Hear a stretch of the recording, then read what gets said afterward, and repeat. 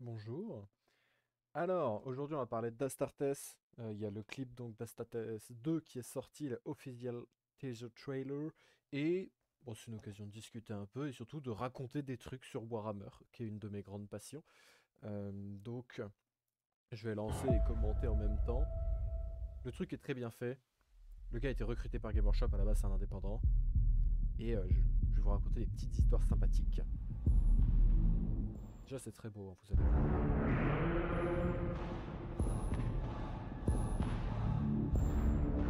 C'est magnifique. Et là, on a notre premier élément. On a notre premier élément avec les Rétributors, qui est le chapitre Astartes qu'on a vu en fait dans Astartes premier du nom. Donc à la base, Astartes, c'est un gars tout seul qui a fait un clip sur des Space Marines qui affrontent Dex Denos. Un super clip, hein, vraiment ultra bien fait, qui dure, ça a été fait en plusieurs parties, mais globalement une bonne dizaine de minutes. Et ça présente du coup le chapitre des Rétributors, qui est une création originale, et le chapitre a été rendu canon par Game Workshop. Donc il faut savoir que c'est des descendants d'Imperial Fist, c'est pour ça qu'ils sont assez austères, qu'ils parlent pas beaucoup. Et je pense que ça va se voir dans la série, donc Astartes 2. On va le ressentir, on le ressent déjà un petit peu dans le teaser et on va le ressentir encore plus. Descendants d'Imperial Fist, très austères. Ils sont basés sur une flotte itinérante. Ils opèrent en bordure extérieure. C'est assez intéressant. Ce que je trouve vraiment cool, c'est ce qu'il appelle les impulsors. Donc en fait, c'est un lore qui va se développer et vous allez le voir dans le futur du teaser là. Ils utilisent leurs escouades leurs escouades d'armes lourdes.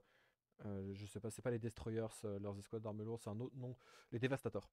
Ils utilisent les dévastators pour en tant qu'élément offensif. Et ça, c'est ultra intéressant. C'est-à-dire que les escouades d'armes lourdes, c'est pas juste des types qui tirent sur des ennemis de loin. Il y a certains chapitres Space Marine qui les utilisent de manière offensive et je trouve ça très cool.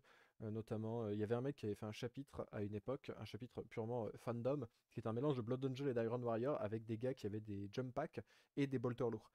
Et vous allez voir, du coup, dans le teaser, il va y avoir des bolters lourds utilisés. Vraiment, les mecs vont au corps à corps avec et c'est assez intéressant d'utiliser ça.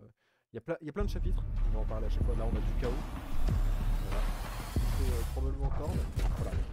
Le bolter lourd utilisé de manière très très offensive, très rapprochée. Ce que vous voyez là, c'est des Seat of the Emperor. Alors là, c'est un chapitre que j'adore. Déjà, premier petit point, les couleurs sont légèrement remaniées. Les Seat of the Emperor, normalement, ils ont une armure qui est jaune et noire. Là, en l'occurrence, vous allez voir, c'est beaucoup plus orangé. Je trouve, c'est pas grave, je trouve que ça rend bien aussi. Alors, ce qui est marrant avec les Seat of the Emperor, c'est il y a deux gros faits d'armes à leur actif. Déjà, ils ont fait Damoclès, donc ils se sont battus contre les taux. Euh, et ils sont responsables de la destruction d'un régiment de la garde impériale parce qu'ils ont foiré un moment une reconnaissance dans la croisade du golfe de Damoclès. Et, ils ont pas fait gaffe parce qu'ils s'en foutent, ils allaient faire une mission spécifique d'avant-garde. Ils n'ont pas forcément fait toutes les vérifications nécessaires. Et derrière, la garde qui avançait en convoi blindé, ils se sont fait surprendre par une embuscade croûte et se sont fait détruire. Et c'est comme ça que, après, ce régiment de la garde impériale, qui a pas eu de chance, il a dû être redéployé pour faire face à la flotte russe Kraken. Et en fait, le régiment a rejoint Leto, du coup, théoriquement à cause des Seat of the Emperor. Et je trouve ça très cool. Et je pense que dans mon arméto, parce que je suis en train de monter une arméto, il y en a beaucoup qui vont me traiter d'homosexuel, mais moi j'aime bien l'étau avec un beau schéma de couleur, je la montrerai sûrement en vidéo. Dans mon arméto, je vais inclure des humains. Je vais inclure des humains de ce chapitre-là, donc c'est les dragons de Brimlock. Et je vais essayer de mettre des petits casques de Seat of the Emperor pour rappeler un peu cette histoire. Des gens, c'est vraiment un régiment qui a rejoint les Tau à cause, entre autres, de l'abandon impérial et de l'abandon des Seat of the Emperor qui les ont un peu. Disons qu'ils les ont. Bon, ils ont pas fait le taf, quoi. Et je trouve ça ultra intéressant. Alors, ce qui est marrant avec les Seat of the Emperor, vous voyez qu'ils affrontent des tyrannides, c'est pas laissé au hasard. Rien n'est laissé au hasard. Pourquoi est-ce qu'ils affrontent des tyrannides? Parce que le chapitre des Seat of the Emperor est un chapitre qui a été entièrement détruit par les tyrannides. Il faut savoir que les Seat of the Emperor, à la base, c'est des descendants d'ultramarines. Et en fait, les descendants d'ultramarines, je vous mets des images en arrière-plan pour que ça continue de tourner. Ces descendants d'ultramarines, c'était la 119e compagnie Aegida. Et Gilliman leur a dit, vous avez la planète Sota, et vous la protégez, et c'est comme ça que sont nés les Seat of the Emperor. Mais en fait, quand vous remontez un petit peu en arrière, il faut vraiment s'intéresser à les Résidorus, c'est ultra cool, les Résidorus, mangez-en, c'est trop bien. Euh, Pendant les Résidorus, vous aviez donc les Ultramarines avec l'Empire d'Ultramar, les 500 mondes, etc. Et il y avait, sur la planète de Sota, il y avait un artefact Necron qu'on appelait le Pharos. Et ça a été ultra important, vu que c'est ce qui a permis tout l'arc narratif Imperium Secondus. C'est-à-dire que lorsque Horus s'est rebellé, il a créé la tempête de la ruine qui a coupé la galaxie dans tous les sens, et on pouvait plus, l'Astronomicon, en fait, la lumière de l'Astronomicon avait énormément faibli, un peu comme la Cicatrix Maledictum qu'on a là avec l'ère Indomitus, les Primaris, etc. Mais là, vraiment, quand Horus déclenche IS-23, IS-25, le warp est impraticable, et il est impraticable pendant quasiment toutes les résidus russes, sauf pour les troupes de renégats, sauf en Ultramar, dans les 500 mondes, parce que Gilliman, il a le Pharos, qui est un artefact Necron, et qui permet, alors si l'Astronomicon est un phare, le Pharos est une lanterne, mais une lanterne, ça se voit dans le noir, et donc c'est comme ça que vous avez les Blood Angels, qui, envoyés sur Cygnus Prime, se font dérouiller par des démons, et ensuite reviennent, et ils n'arrivent pas à revenir sur Terra, ils reviennent d'abord sur les 500 mondes d'Ultramar, c'est comme ça qu'ils rallient aussi les Dark Angels, et c'est comme ça qu'ils créent l'Imperium Secondus avec tous les livres en fait de l'hérésie d'Horus. Vous avez donc Imperium Secondus évidemment, mais vous avez aussi le livre Pharos, qui est un livre de l'hérésie d'Horus, avec notamment Alexis Pollux, la flotte de... C'est la flotte de Vindication, je sais plus exactement, mais en gros il y a un cinquième des Imperial Fist qui est parti à Ice 25 pour normalement rejoindre les loyalistes pour casser la gueule d'Horus, mais en fait ils ont été détournés, ce qui a donné la bataille de Fall, dirigé par Alexis Pollux, capitaine de la, je crois que c'est la 405e compagnie, je sais plus exactement. Et quand ils sont partis vers Terra, les mecs en fait se sont retrouvés, paf, dans les 500 mondes de Gilliman à cause du Pharos. Et donc, après l'hérésie d'Horus, Gilliman a dit à la 119e compagnie, vous allez, déjà on va détruire le Pharos, on va l'enterrer dans du ferro-béton, et ensuite, vous, 119e compagnie, vous allez être les gardiens du Pharos, et plus tard, ils ont pris le nom des Seat of the Emperor. Sauf que, vu que le Pharos a été activé, il y a eu une espèce d'onde de choc, comme si vous jetiez un caillou dans un lac. Il y a une onde de choc qui a fait que ça a attiré les tyrannides. Les tyrannides sont une des conséquences directes de l'hérésie d'Horus. Et ça, c'est un truc de dingue, en fait. C'est un truc de fou. À cause de l'hérésie d'Horus, à cause de l'utilisation du Pharos, les tyrannides, ils ont détecté le signal, ils ont fait hop hop hop, il y a un truc intelligent là-bas. Et c'est comme ça que les flottes russes sont venues. Et du coup, la flotte russe Kraken, je crois que c'est la première flotte russe qui est arrivée, première ou deuxième, je sais plus, mais la flotte russe Kraken a débarqué. C'est d'ailleurs, je crois que c'est le schéma de couleur de Kraken qu'on voit. Ils ont débarqué sur Sota directement, qui était le house, enfin le house world, donc la maison chapitrale, le monde de chapitre des Seat of the Emperor. Et les Seat of the Emperor ont déployé tous leurs chapitres pour faire face à Kraken et se sont fait latter la gueule, à tel point qu'il n'y a que 2 compagnies. Alors, à la base, le chapitre des Seat of the Emperor était censé être détruit, mais le lore a été un peu retcon. Il y a 2 compagnies qui ont survécu, ils ont été mêlés à plein de combats, etc. Ce qui fait qu'il n'y avait plus qu'une seule compagnie de Space Marine normaux, hein, pas de Primaris. Et quand Belisarius Cole est arrivé avec des Primaris, il a dit non, non, mais on va retourner sur Sota. Ça a été l'objet d'un autre livre. Et donc les Seat of the Emperor se sont ramenés sur Sota. Et là, tous les Firstborn sont morts. Donc le chapitre des Seat of the Emperor est un chapitre qui, aujourd'hui, si vous voulez vous lancer dans une collection de Seat of the Emperor, le chapitre non Primaris est détruit. Il n'y a plus aucun Space Marine non Primaris dans ce chapitre des Seat of the Emperor. Ce ne sont que des Primaris. Ils sont tous crevés. Et c'est pour ça qu'ils se battent contre Kraken. C'est pas pour rien, et du coup ça peut être très cool d'avoir ce passé. Et donc évidemment il y a une haine des je trouve qu'ils ont un schéma de couleur incroyable et c'est vraiment très classe. Et si je pense qu'un jour je ferai une petite escouade de Seat of the Emperor parce que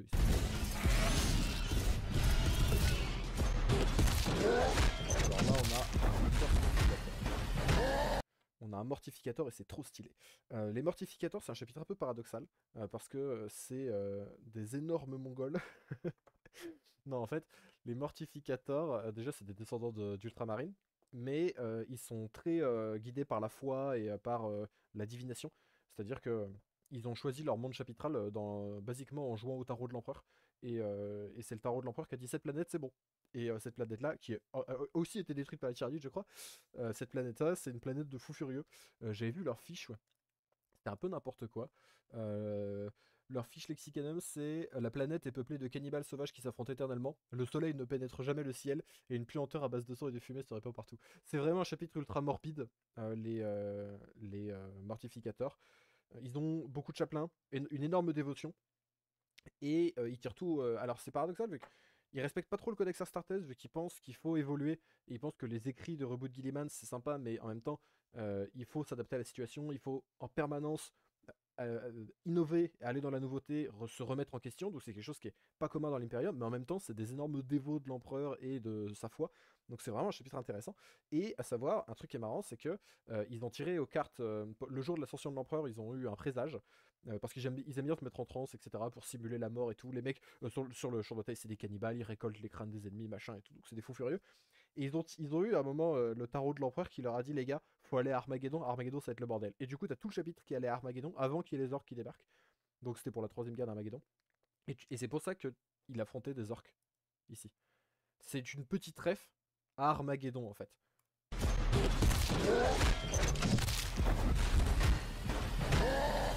Petite ref à Armageddon.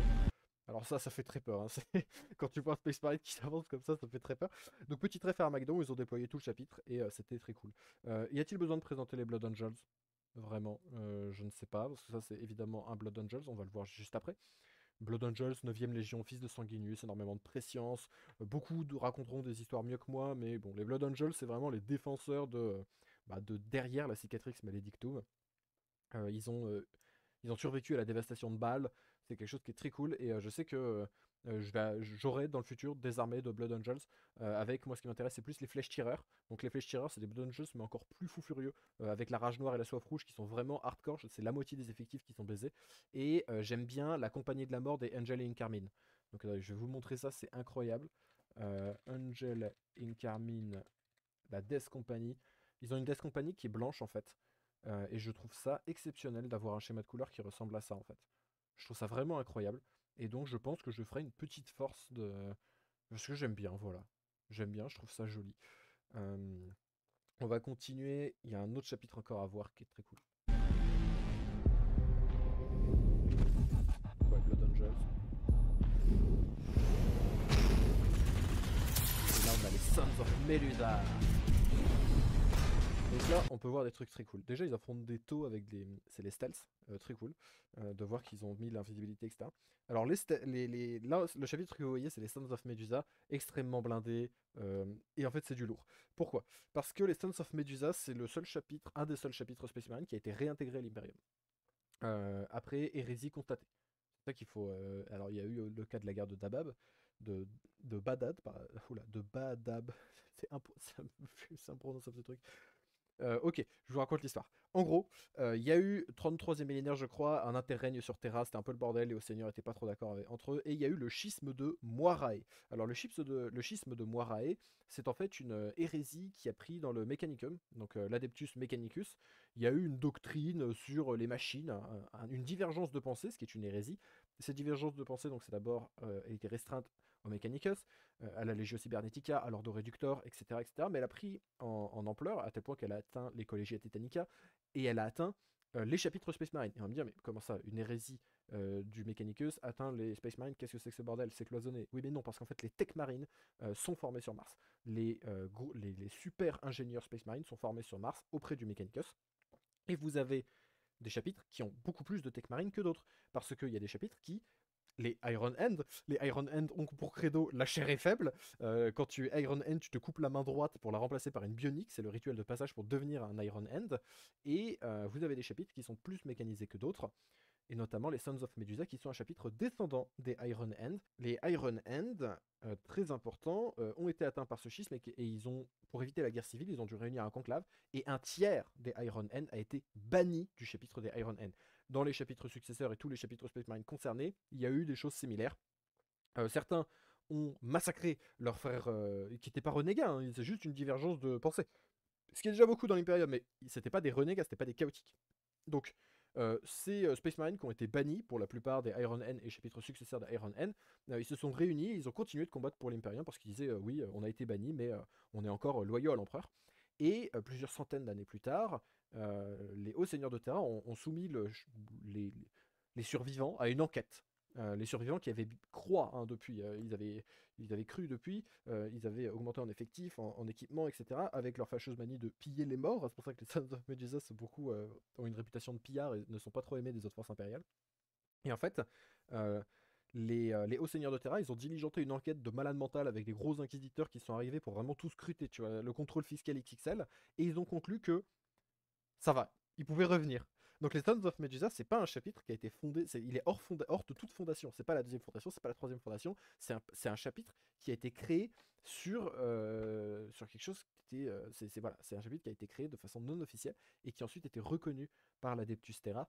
Et c'est super cool. Ensuite, ils ont participé donc à la guerre de Badab, qui leur a rappelé des mauvais souvenirs évidemment, vu que c'était un peu ce qui s'était passé avec eux. Ils ont été très importants dans cette guerre et c'est très cool. Je vous remets un petit peu le truc. Ça prend du temps aussi. Ils ont démarré. Là, ils vont faire le reste chaotique. Encore les rétroviseurs. Ils ont le volteur lourd. Les suites de pas. Remarquez le schéma plus orangé. Mortificateur plus stylé. Mortificateur il voit plus sur le candidat. Et donc ça va être donc 2026 avec de la Deathwatch et il y a un super Terminator. La Deathwatch pourquoi? Parce qu'il y a le I de l'Inquisition et en plus ils disent Suffer not the alien to live. Donc ce sera probablement une histoire liée à la Deathwatch avec ces chapitres là. Et ça fait du bien parce qu'il y en a marre que la Deathwatch, ça soit toujours un ultramarine en sergent avec un peu les clichés. Oh, le Terminator c'est un Iron Hand ou c'est un Salamander, c'est machin et bidule. Non, non, là on a des chapitres qu'on n'a pas l'habitude de voir. On a les Sons of Medusa, c'est trop cool. Comment un Sons of Medusa qui est très inflexible, très austère, va se lier avec un Mortificator ou avec un Seat of the Emperor. Les Blood Angel, ça va être vraiment incroyable. Je pense que ce sera incroyable, j'ai pas la science infuse. Je vous ai raconté quelques histoires sur Warhammer. Voilà. J'espère que ça vous a plu. Il va y avoir d'autres vidéos qui vont arriver sur du Awakening normalement. J'ai très peu de temps en ce moment, mais ça devrait s'arranger d'ici 2-3 mois. A très vite, et merci pour tout. À la prochaine, abonnez-vous, rejoignez les Discord, etc. etc.